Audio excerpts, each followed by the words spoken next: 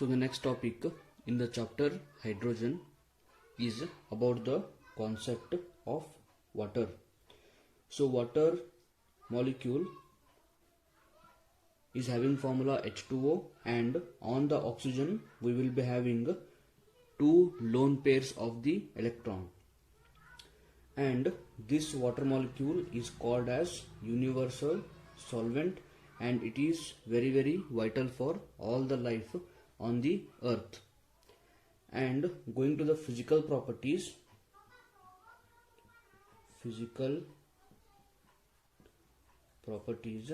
of water.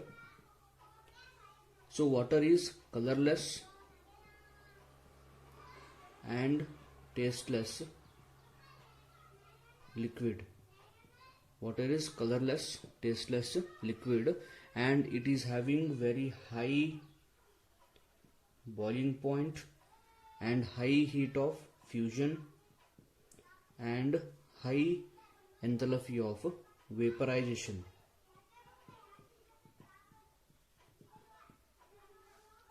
So all this high boiling point, high enthalpy of fusion and high enthalpy of vaporization is because of the intermolecular hydrogen bonding.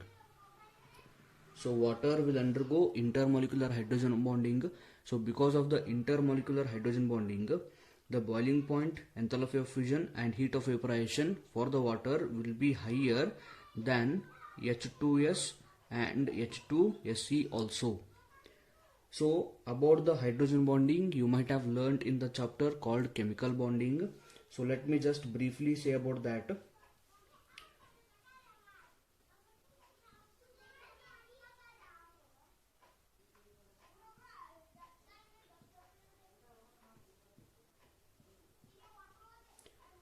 So oxygen is having electronegative value of 3.5, hydrogen is having 2.1.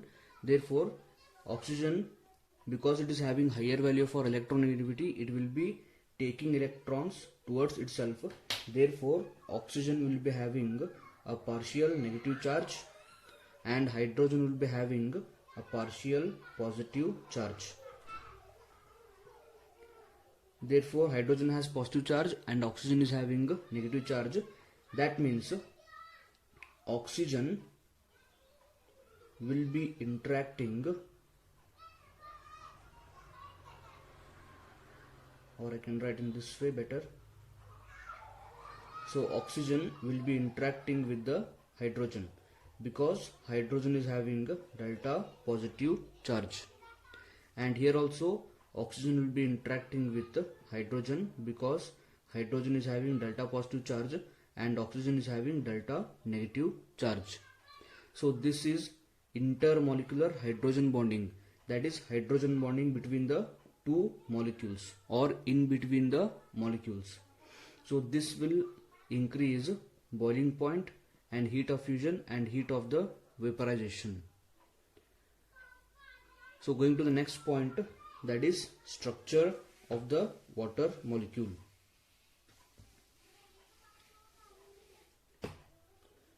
So water in gas phase has bent shape.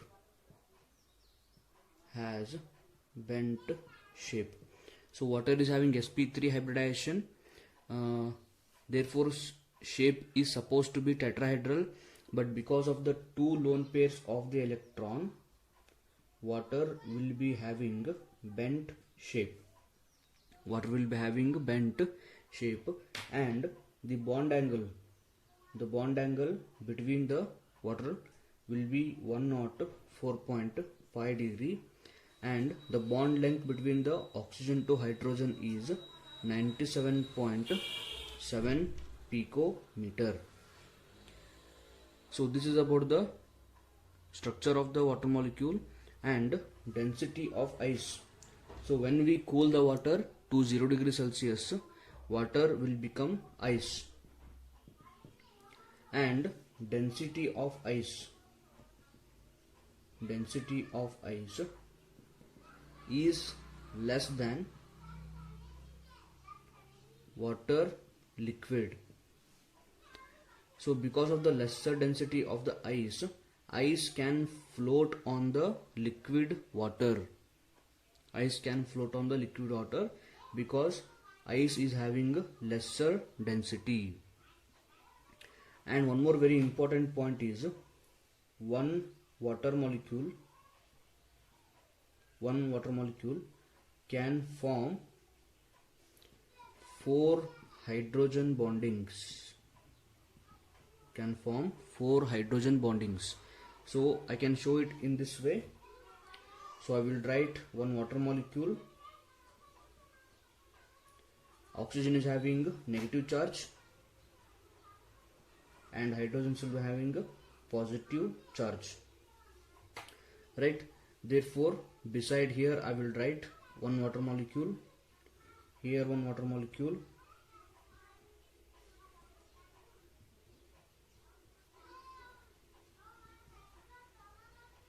and here also delta plus minus, delta plus, delta minus, delta plus, delta minus, delta minus, delta plus.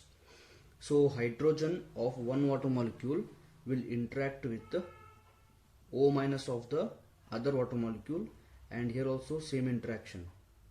So hydrogen of this water molecule will interact with the O minus of other oxygen. Here also hydrogen of this water molecule will interact with the oxygen of the other water molecule. Therefore a single water molecule is undergoing 4 hydrogen bonding. So this sometimes may be asked for competitive examination. How many hydrogen bonding does water undergo? This kind of questions will be asked, and they may give you some number 1, 2, 3, 4 like that. So answer will be 4. So going to the next point, that is chemical properties of water. Chemical properties of water.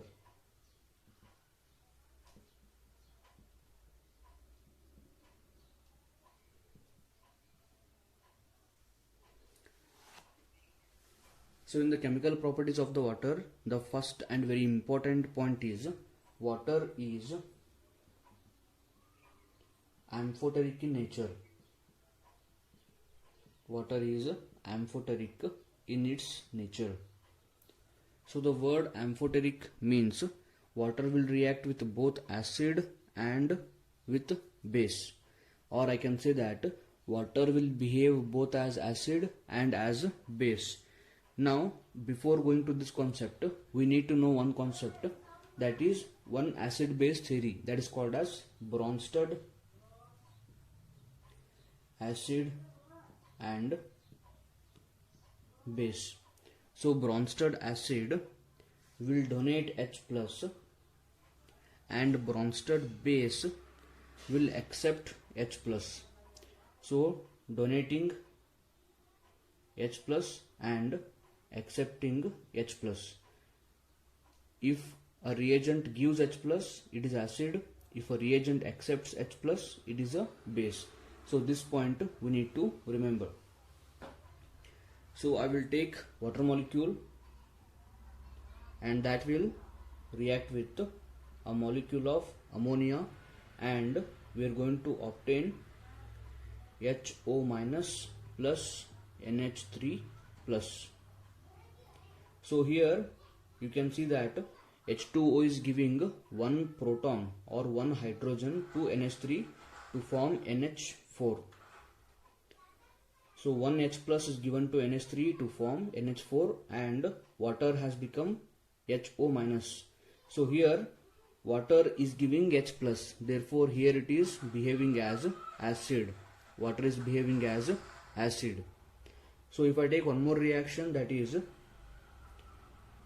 water is reacting with hydrogen sulfide, and we are going to obtain H3O plus plus HS minus.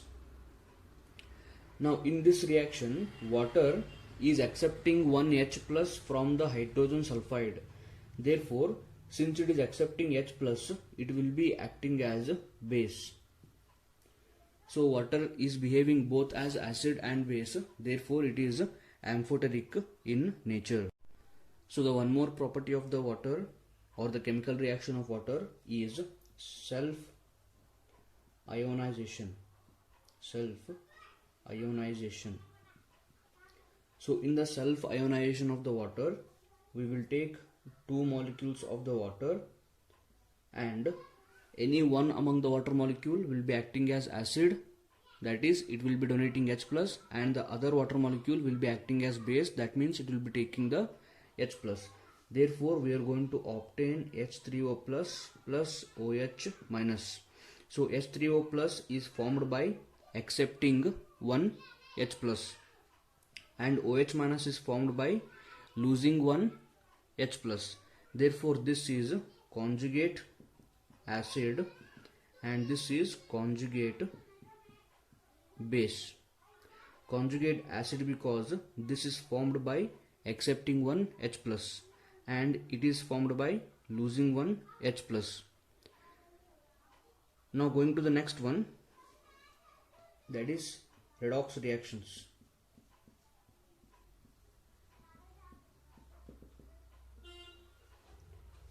So redox, as the name itself is saying,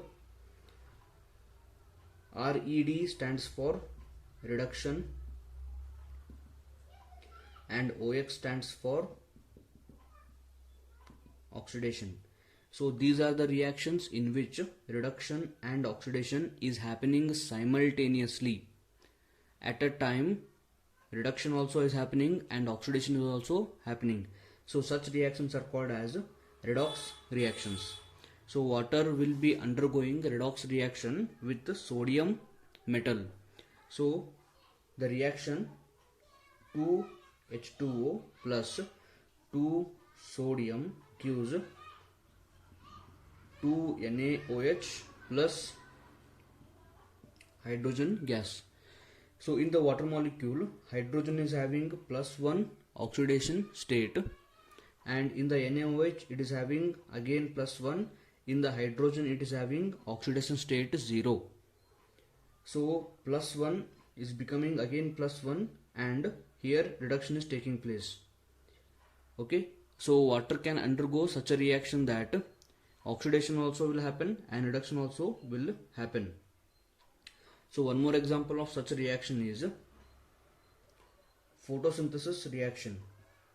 6CO2 plus 12H2O gives C6H12O6 plus 6H2O plus 6O2. So this is one of the examples of the redox reactions. Now the one more example is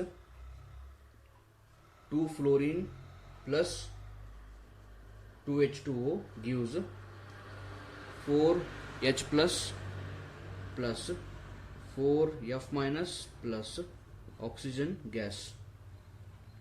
So this is also an example for the redox reaction where reduction and oxidation is happening simultaneously.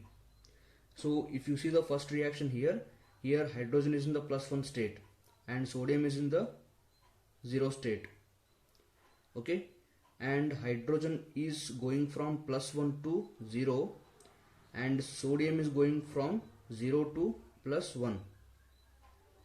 So +1 to 0 is reduction, 0 to +1 is oxidation. Therefore oxidation and reduction are happening simultaneously. H2O to H2 is reduction, Na0 to Na+1 is oxidation. So both oxidation and reduction are happening simultaneously. Therefore it is an example for the redox reaction.